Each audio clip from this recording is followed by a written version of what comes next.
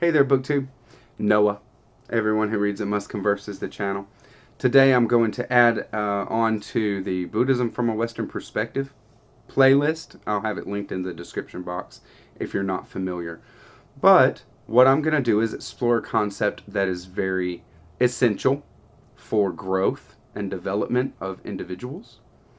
This is a concept that we are familiar with in our own culture. Even if we didn't take part in it personally, I mean, I never have attended a Catholic church where some kind of proper ritualized confession was done, this kind of thing.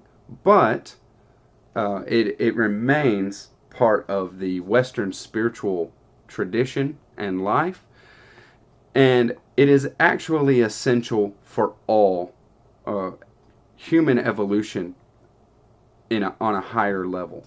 So I'm going to explore confession through a Buddhist sutra called the Sutra of Golden Light. It is a wonderful sutra. The Sutra of Golden Light reads as a drama as well as something like the White Lotus Sutra, something that I've gone over a lot on my channel. But this sutra is also a later Mahayana sutra in the vein of the White Lotus Sutra, but very, very different. One major theme of this sutra is confession.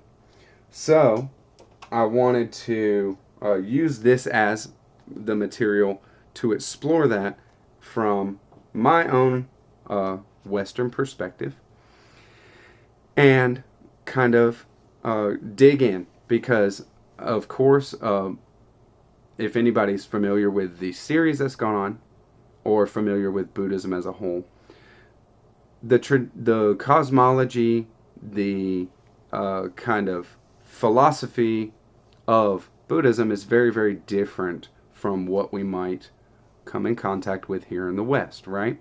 It's a cyclic existence. There is no one and done lifetime.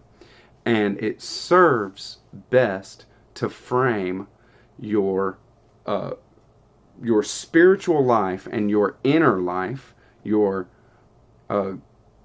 what you do inside, in terms of growth and development. That is the way that I'm most comfortable framing my personal path, my spiritual life, or my inner life, just my inner workings of mind and feelings and personality, is through growth and development. Am I getting a little better? Whatever that might mean, right? That's a subjective as well. But am I a little better in one way or in some way than I was a week ago, a month ago? This kind of thing. So I will say, first off, that there is a distinction that kind of has to be made to understand what this kind of higher evolution of mankind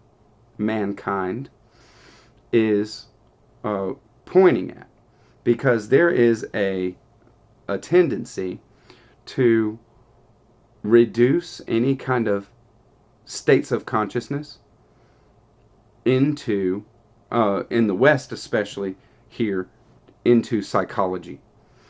And psychology is the thoughts and feelings and impulses of mental states. It is processes and emotional states, processes that we do consciously or unconsciously. And it is all aspects of mind, and it is aspects of our personality. And so these kind of things play a prominent role in Buddhism, because it's all about working with the personality and with the mind state to grow and to develop. So that is the concern.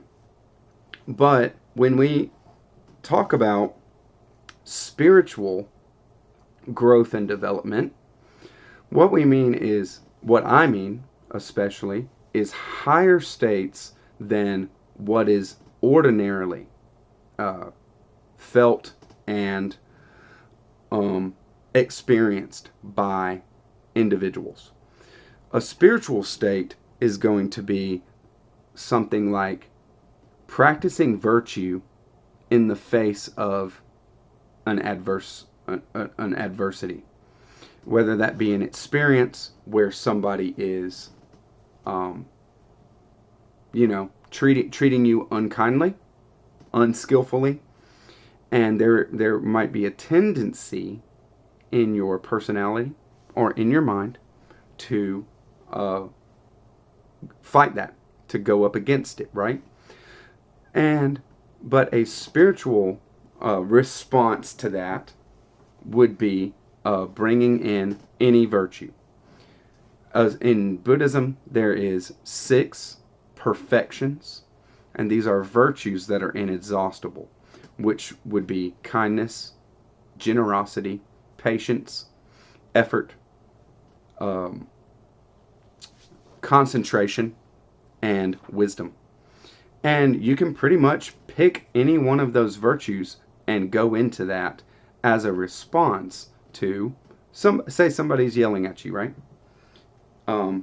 Give them your patient attention, whether they're wrong for doing it, but you can give them that kindness, give them that part of your time, and then say, I hope you feel better after doing that.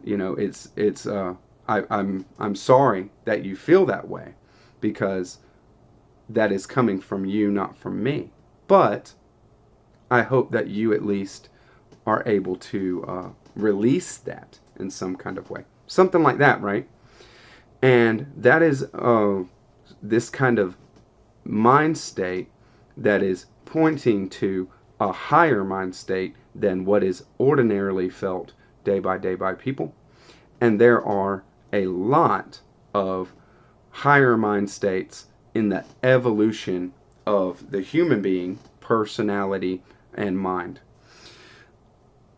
Along with that, other than there being actual mind states and personality constructs that we can actually cultivate and go into, there are, at least in Buddhism, shown 2 states that are completely unconditioned.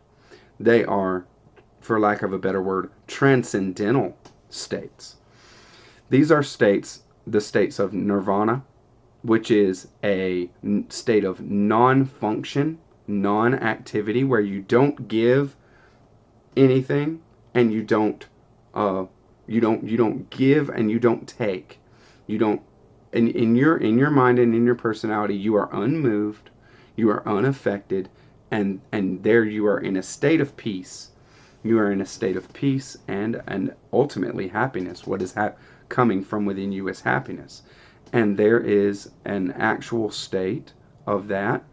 And then there is the real state that is the unconditioned itself, which is enlightenment, which is completely not able to be expressed in words, because this kind of state is unconditioned and is actually the ground of being itself.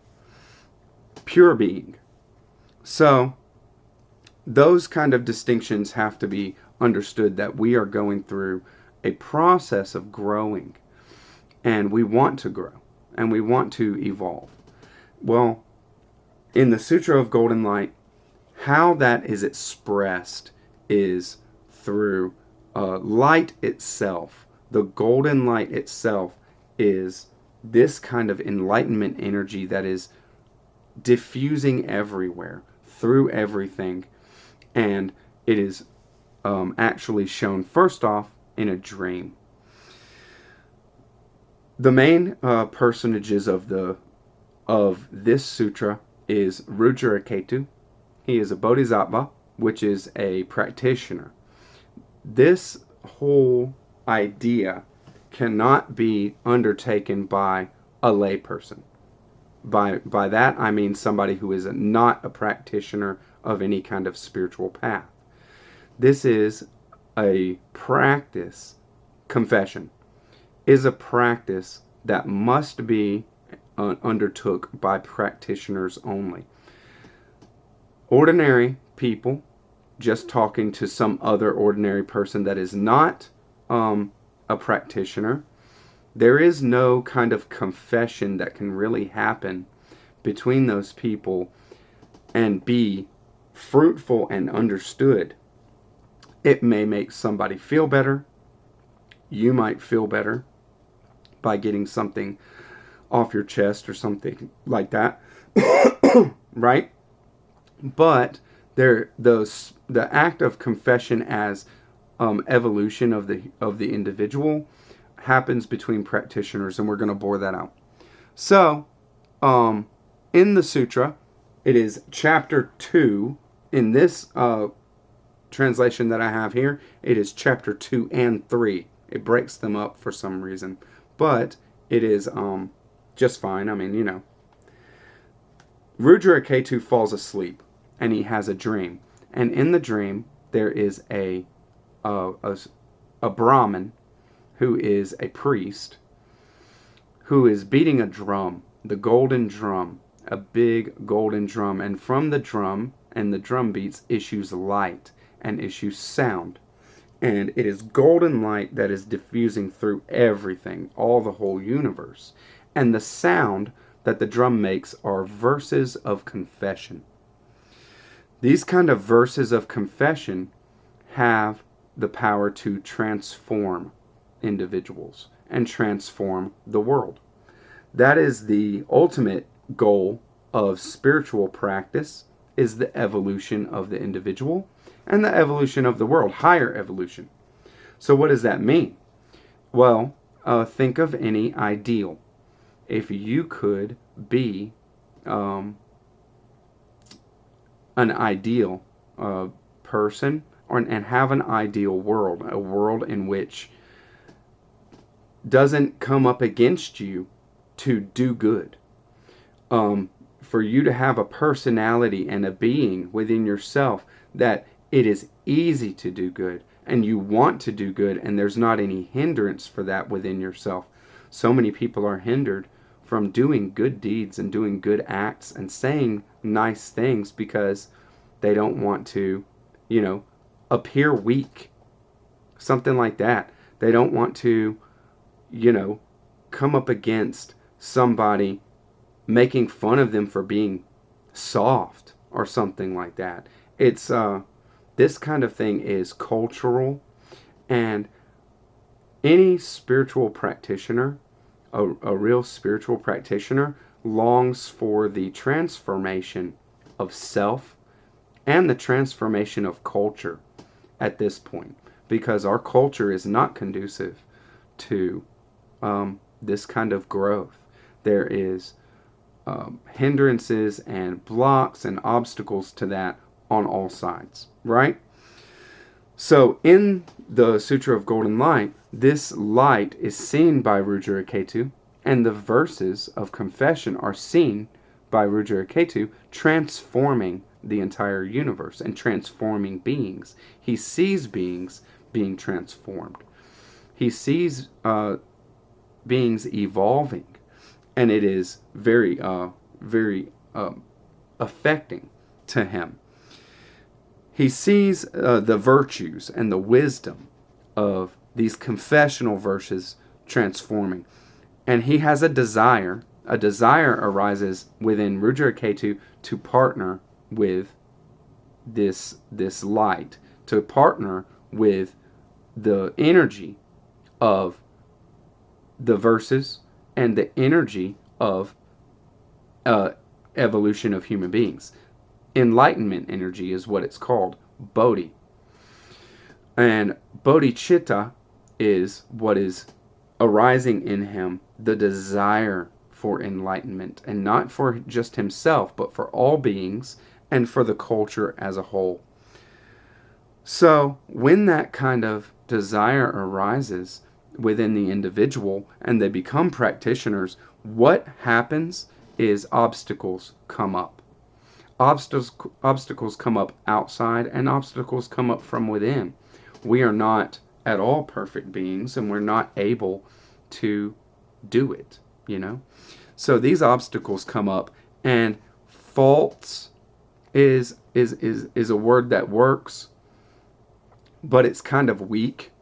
It is better to say that it is ignorance and delusions, that we are in some kind of ignorant or deluded state as far as what is up against us to stop us from being good and going towards virtue, because in fact nothing is standing in our way. It is just a choice. It is a choice we have to make to go towards a virtuous activity rather than not, right? But the best word to use and to translate for it that gives it the full thrust of what stands in our way, that is within each and every one of us, every individual, that hinders our spiritual growth, is evil. There is evil, and there is a shadow. Jungian shadow is a way to look at it. This kind of aspect of ourself that we do not understand, that we do not give attention to, and that when we do have a desire to do good, this other part of ourself, it is within us, will rear its head and show itself in a form of not wanting to do what it is that we say we want to do within ourselves, right? So that is like the Jungian shadow. It is the evil. It is the demon. It is the devil, Satan. It is whatever you want to kind of characterize it as, but this is an aspect of selfhood. So what can we do? What can you do if part of yourself and this, the whole of spiritual practice, is becoming more fully integrated, becoming more fully whole? What are we to do with something, with an aspect of ourself that resists growth and development, that resists virtue, going towards virtue? Well, we confess it. That's what we do. That's the practice for getting through, and acknowledgement is part of that. First step is acknowledgement, for sure, that is coming from you, that is a part of you. And the second and most pointed part of it is verbal expression. When there is a verbal expression to another practitioner, another person that is actively working to do the same thing, to grow and develop, then that verbal expression is synonymous with a rejection of that. It is like it's like spitting out the parts that were a part of you, and rejecting those, and then, you know, the practice, other aspects of practice work to expand other aspects of yourself to be more whole. And now the aspects of ourself that is that shadow, they are to be transformed.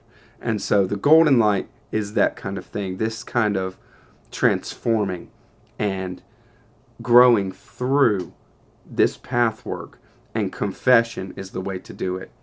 It is only undertook by true practicing individuals, and it is not for approval.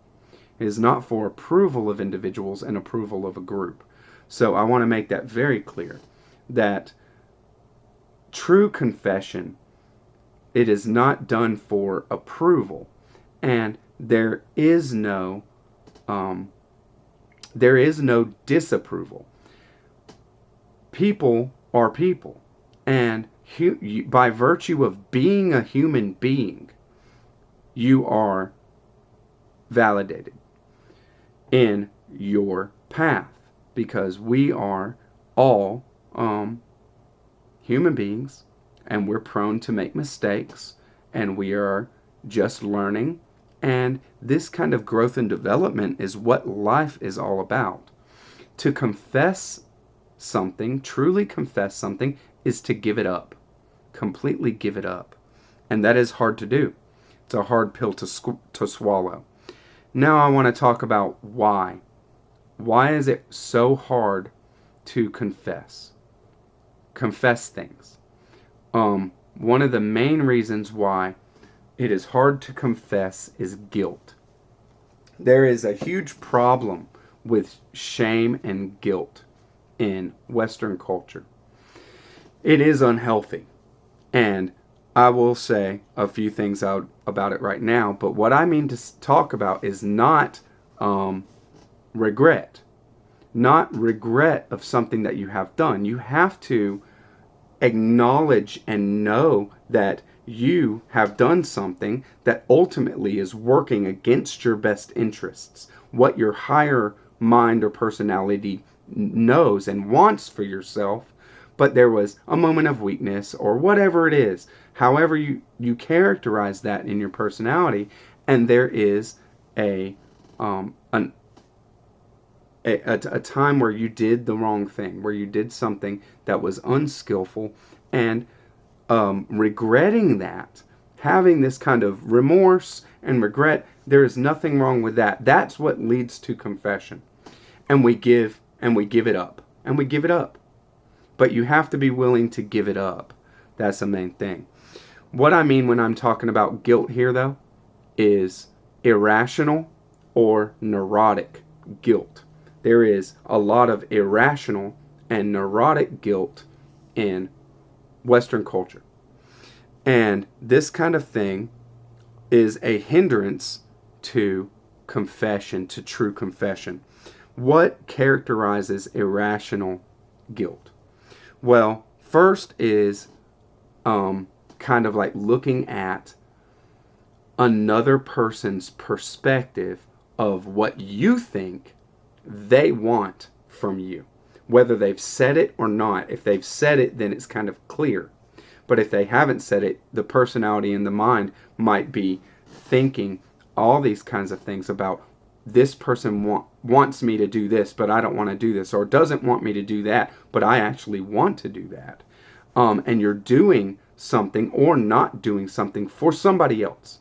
And then there's a kind of resentment of that. And this kind of thing could be all internal, completely internal. And it is something that kind of eats away at the person inside, right?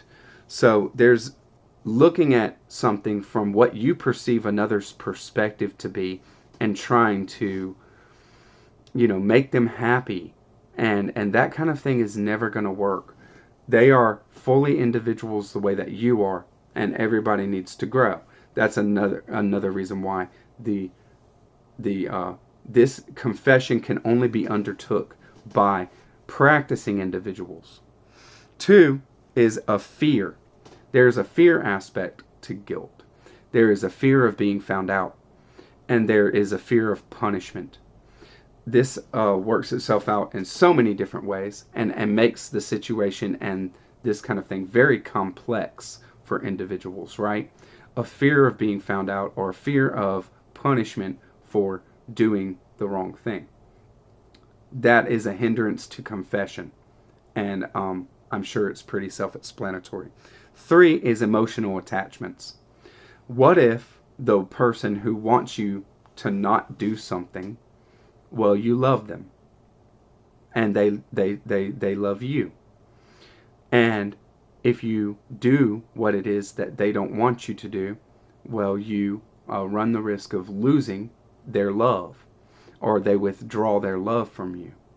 And that kind of thing can work out in a lot of different ways and be very, very hard on the individual and hard on the personality to come up against. And that is a very big hindrance to confession. Even confessing to oneself what it is that they do or don't do.